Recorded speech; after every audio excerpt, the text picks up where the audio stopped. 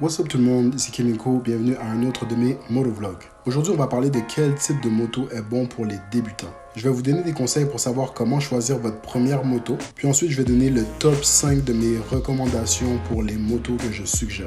Si vous êtes passionné de moto comme moi, n'hésitez pas à vous abonner à ma chaîne YouTube s'il vous plaît. Donc sans plus tarder, commençons. Donc tout d'abord, comment savoir quelle est la meilleure moto pour soi? Une des meilleures façons, ça serait de commencer par faire les cours de moto. De toute façon, je crois que c'est obligatoire, mais honnêtement, vous allez gagner beaucoup d'expérience dans les cours en circuit fermé. Puis vous allez aussi apprendre à manier plusieurs motos différentes. Dépendamment des écoles, vous allez pouvoir utiliser des motos qui sont un peu plus sportives, un peu plus relax. Donc ça va vous donner un bon aperçu de qu'est-ce que vous aimez comme modèle. Une fois que vos cours sont faits, passez dans un concessionnaire. Allez visiter les différents concessionnaires qui sont autour de votre région, puis regardez les différentes motos qui s'offrent à vous. Une des premières choses, guys, c'est de choisir une moto qu'on aime le style, qu'on aime la regarder, qu'on aime à première vue. Parce que oui, on achète une moto pour ride, pas pour la regarder, mais c'est quand même le fun d'avoir quelque chose qu'on apprécie. Une fois que vous avez trouvé une ou quelques modèles que vous aimez, prenez le temps d'aller vous asseoir sur la moto, mettre les deux pieds par terre, les mains sur le guidon, puis vous sentir confortable. Pour les personnes qui sont de plus petite taille, généralement pour les débutants, c'est préférable d'avoir une moto qui est un peu plus basse, qu'on peut avoir les deux pieds par terre pour se sentir stable. Si vous avez appris à conduire une moto correctement, c'est pas nécessaire d'avoir les deux pieds de chaque côté, mais pour certaines personnes, c'est beaucoup plus confortable. Assurez-vous que c'est une moto que vous êtes confortable tant les deux pieds par terre que sur la moto, puis essayez de vous visualiser le plus possible en train de la conduire. Une fois ces 3 étapes complétées, vous êtes en mesure de savoir quel type de moto vous préférez. Rendu à cette étape-là, prenez le temps de vous informer avec des conseillers de vente pour avoir plus d'informations sur la moto, les spécifications, le poids, les prix, et etc. Trouvez-vous une moto qui a un bon rapport poids-puissance. Donc prenez pas une moto qui est trop légère puis qui a beaucoup de puissance comme les modèles Super Sport, mais prenez pas un modèle qui est trop lourd comme les modèles Aventure ou les modèles Touring pour commencer, ça risque d'être un peu plus difficile. Sur ce, je vais vous donner le top 5 des motos que je conseille pour débutants. Donc le premier modèle que je pourrais conseiller est la Honda Rebel 500. Le nouveau modèle 2021 se détaille environ à 8 000 $.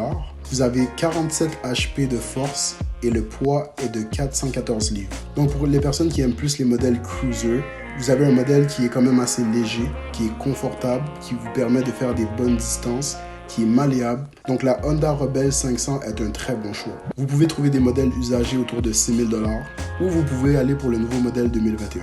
Mon quatrième choix serait la KTM RC 390. C'est un modèle qui est assez sport, donc un peu plus penché vers l'avant, un peu plus agressif.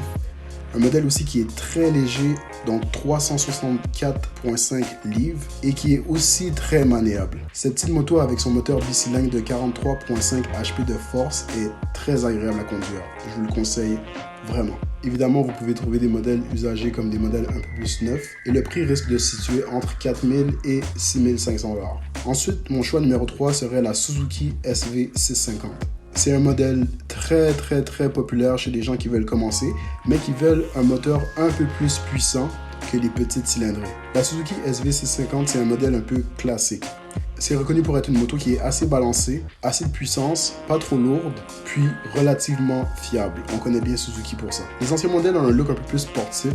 Vous avez le choix d'avoir des fairings ou pas de fairing. Puis les nouveaux modèles sont un peu plus rétro, donc avec la lumière en avant ronde, la protection en bulle.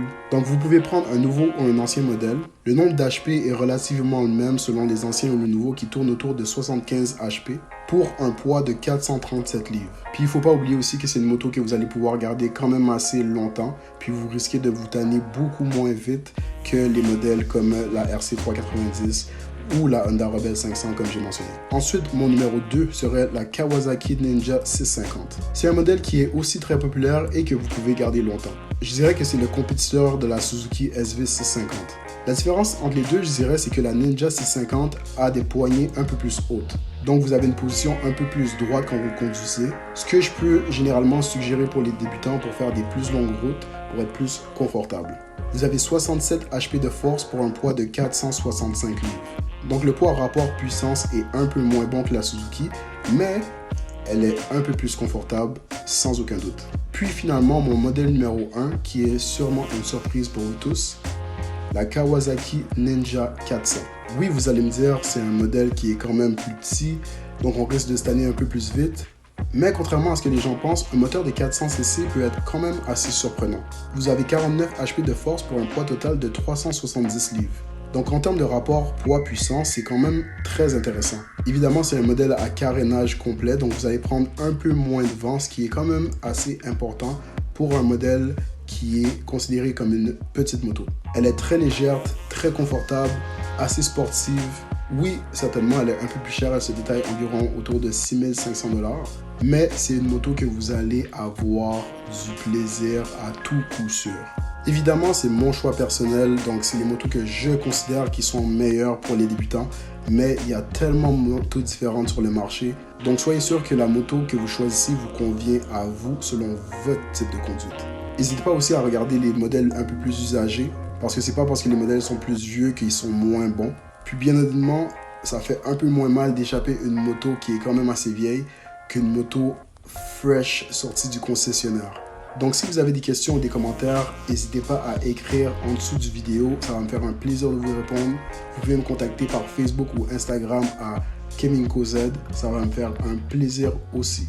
N'oubliez pas de me donner un like et abonnez-vous à ma page si ce n'est pas déjà fait et on se revoit pour une prochaine vidéo. Merci guys.